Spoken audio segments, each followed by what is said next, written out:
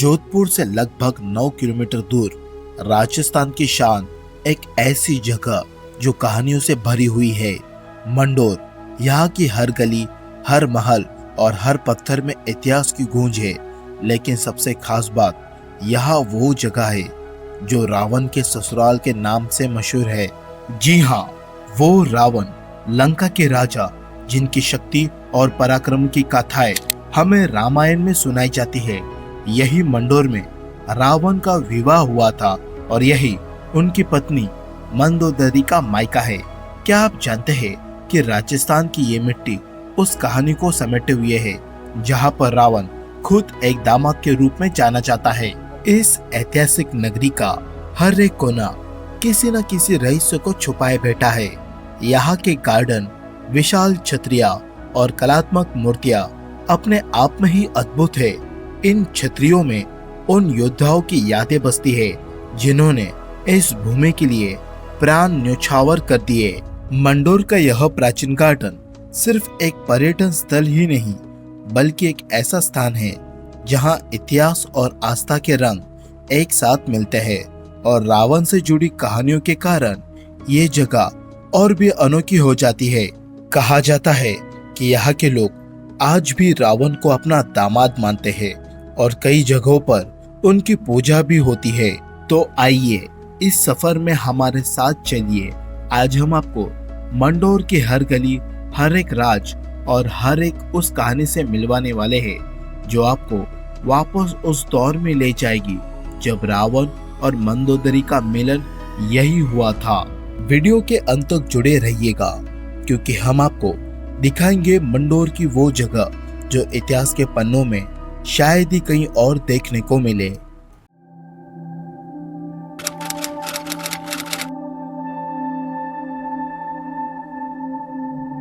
Mandore fort और Mandore garden में आने के लिए 10 रुपीज एंट्री फीस देना होता है और यहाँ पर आने का टाइम है सुबह 8 बजे से शाम 8 बजे तक का होता है।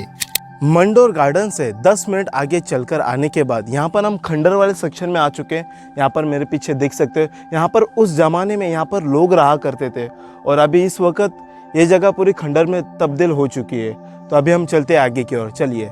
सीढ़ियों से कुछ कदम चलते ही सामने की तरफ आपको यह माँ चामुंडा का मंदिर नजर आएगा। यह मंदिर सिर्फ एक धार्मिक स्थल ही नहीं, बल्कि जोधपुर के राठौर वंश की गहराई आस्था का प्रतीक है। कहते हैं कि यह मंदिर 15वीं शताब्दी में राव जोधा द्वारा स्थापित किया गया था जब वे अपने परिवार और राज्य की सुरक्षा के लिए मां चामुंडा की कृपा चाहते थे। चामुंडा माता में दर्शन करने के बाद अभी हम पीछे वाले सेक्शन में आ चुके हैं। यहाँ पर आपको ये वाला छोटा मंडप नज़र आएगा और इसके बाजू में ही यहाँ पर आपको ये छोटा सा मंदिर नज़र आएगा। ये पहले बहुत बड़ा हुआ करता था, अभी ये छोटा है और ये मंदिर में कोई भी भगवान की मूर्ति नहीं है और इसके अवशेष आसपास में पड़े हुए हैं। तो अभी हम चलते हैं आगे की ओर, तो चलिए। अभी हम महेश टेम्पल के पास में आ चुके हैं और ये वाला मंदिर भी आप देख सकते हो। ये वाला मंदिर भी पहले बहुत बड़ा हुआ करता था और इसके भी अवशेष आपको आसपास में नज़र आएंगे। और यहाँ पर आप देख सकते हो ये स्ट्रक्चर्स बहुत ही कार्विंग करते हुए यहाँ पर बनाए गए और देख सकते हो यहाँ पे बहुत ही यूनिक मंदिर है। वो पहले ये बहुत बड़ा हुआ करता था, ये बहुत ही ब्यूटीफुल था, लेकिन अभी यहाँ पर ये देख सकते हो यहाँ पे अभी थोड़ा खंडर टाइप बन चुका है और आसपास में यहाँ पे इसके अवशेष है। और अभी मैं आपको इसके टनल वाले सेक्शन में लेके जाऊँगा, तो चलिए चलते हैं। इसी मंदिर के पिछले हिस्से में आपको यह जमीन के अंदर बनाया गया खुफिया मंदिर नजर आएगा। इस मंदिर के अंदर सबसे पहले आपको यह कमरा नजर आएगा जिसमें बहुत ही अंधेरा रहता है और इसी कमरे के अंदर जमीन के अंदर यह गुफा बनी हुई है जिसमें नाहर सिंह जी का मंदिर बना हुआ है। मंडोर फोर्ट के भीतर स्थित विष्णु मंदिर एक समय अपनी भव्यता और वैभव के लिए प्रसिद्ध था। हालांकि आज यह मंदिर खंडर में बदल चुका है। इसके चारों ओर टूटे हुए स्तंभ, दीवारें और बिखरे पत्थर इसके सुनहरी अतीत की झलक दिखाते हैं। यह मंदिर अब वीरान है और इसके गर्भगृह में कोई मूर्ति नहीं है, लेकिन इस मंदिर की सबसे खास बात है इसके दीवारों पर बनी नक्काशी, हाथियों की अद्भुत कलाकारी इसकी वास्तुकला को एक अलग ही पहचान देती है। इन हाथियों की नक्काशी न केवल उस समय की उत्कृष्ट शिल्पकला का प्रमाण है, बल्कि यह भी बताती है कि यह स्थान कभी कितनी भव्य और समृद्ध रहा होगा। विष्णु मंदिर से कुछ ही दूरी पर स्थित है ब्रह्मा मंदिर। यह मंदिर भी खंडर में बदल चुका है, लेकिन इसका पुराना वैभव अभी भी इसकी 3 मंजिलों की संरचना में झलकता है। यह मंदिर अपने ऊंचाई और संरचना के लिए खास है। मंदिर के अंदर कोई मूर्ति नहीं है, खाली गर्भगृह और टूटे हुए छत और दीवारें इस बात की गवाही देती है कि समय के साथ यह मंदिर कैसे उपेक्षित रह गया। लेकिन जो लोग इतिहास और वास्तुकला में रुचि रखते हैं, उनके लिए यह मंदिर एक खजाना है। ब्रह्मा मंदिर की ऊपरी मंजिल से पूरा मंडोर शहर नजर आता है। यहाँ से आप फोर्ट के चारों ओर फैली इतिहास और प्राकृतिक सुंदरता को एक साथ देख सकते हैं। यह दृश्य इतना अद्भुत है कि यहाँ आकर हर एक व्यक्ति मंत्रमुग्ध हो जाता है। अब हम चलते हैं उस जगह पर जहाँ रावण ने मंदोदरी के साथ में विवाह किया था।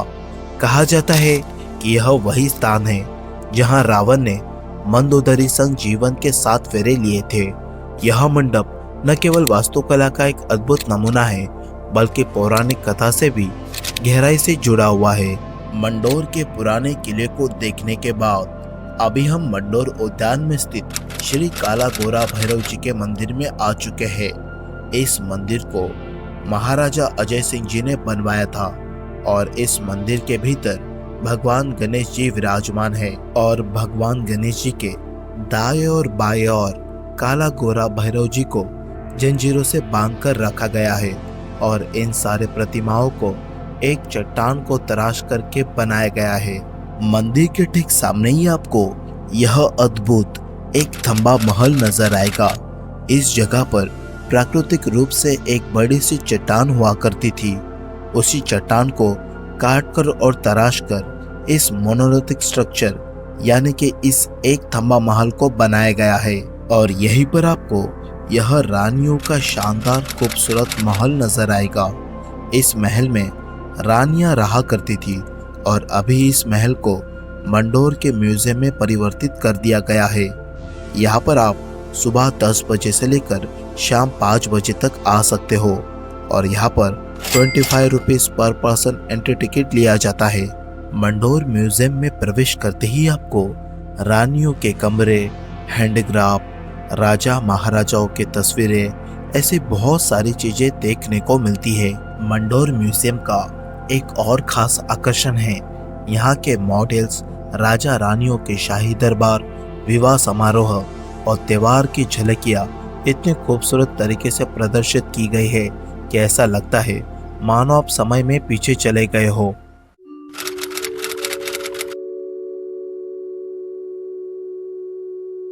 मंडोर उद्यान की सबसे खास चीज है यहाँ की बनी छतरियाँ। ये छतरियाँ मारवाड़ के राजाओं के स्मृति में बनाई गई थी। इनमें सबसे प्रसिद्ध छतरी है महाराजा अजित सिंह जी की छतरी, जो राजस्थानी और मुगल वास्तुकला का एक बेहतरीन मिश्रण है। ऊंचे स्तंभ, नक्काशीदार गुलंब और दीवारों पर बनी कहानियां, यकीन मानिए इन छतरियों में इतिहास का हर एक पल बसा हुआ है। उद्यान के अंदर स्थित है 33 करोड़ देवी देवताओं का देवालय। जी हाँ, इसे राजस्थान का मिनी खजुराहो भी कहा जाता है। यहाँ की मूर्तियों की बारीकियाँ और उनके चेहरे के भाव उस समय की कला और संस्कृति की अद्भुत झलक दिखाते हैं। भैरव जी के मंदिर के पास में ही आपको यह वॉल ऑफ हीरोज यानी कि देवी देवताओं की साल नजर आएगी। इस जगह पर प्राकृतिक रूप से बने हुए बड़े से पहाड़ के चट्टान को काटकर और तराश कर अलग अलग देवी देवता और वीर महाराजाओं की प्रतिमा बनाई गई है। इस वीडियो को यहीं पे एंड करते। अगर आपको मेरी वीडियो अच्छी लगी तो वीडियो को लाइक करना है, चैनल को सब्सक्राइब करना है और कमेंट भी ज़रूर करना। आप मुझे इंस्टाग्राम पर भी फॉलो कर सकते हो, लिंक आपको डिस्क्रिप्शन में मिल जाएगी। तो मिलते हैं आपको किसी नई यात्रा में, तब तक के लिए बाय बाय, टेक केयर।